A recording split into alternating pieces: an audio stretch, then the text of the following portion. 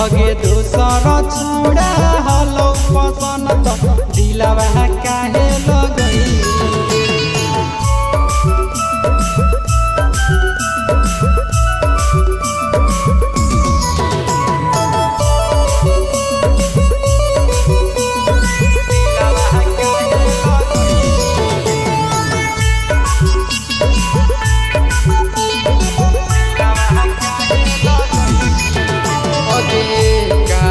खातिर मुहावा मोड़ले शीशा नियन दिल तोड़ले हंसते खेलते जिंदगी में काहे खातिर जहर घोरले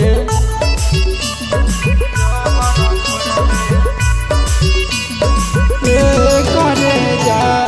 काहे खातिर मुहावा मोड़ले शीशा नियन दिल तोड़ले हंसते खेलते जिंदगी में काहे खातिर जोहर घोरले बाबू बाबू कही के दिल में किलावा धसा देली गे किलावा धसा देली आगे दोसरा छौड़ा हलो पसंद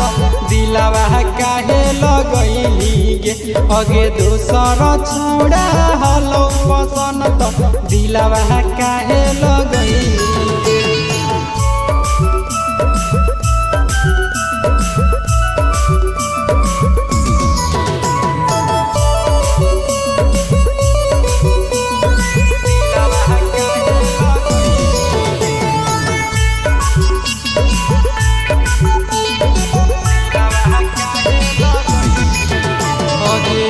कर जावा तड़पौ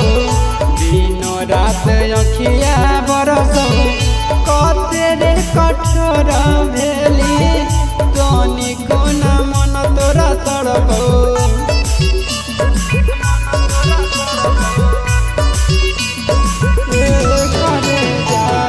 तोरे यादे कर जावा तड़पौ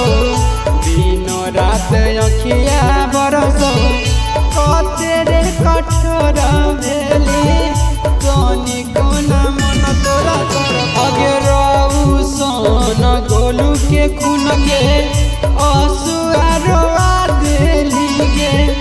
असुआ रोआ देली अगे दोसर छौड़ा हलो पसंद तो दिलवा काहे लगैली गे अगे दोसर छौड़ा हलो पसंद तो दिलवा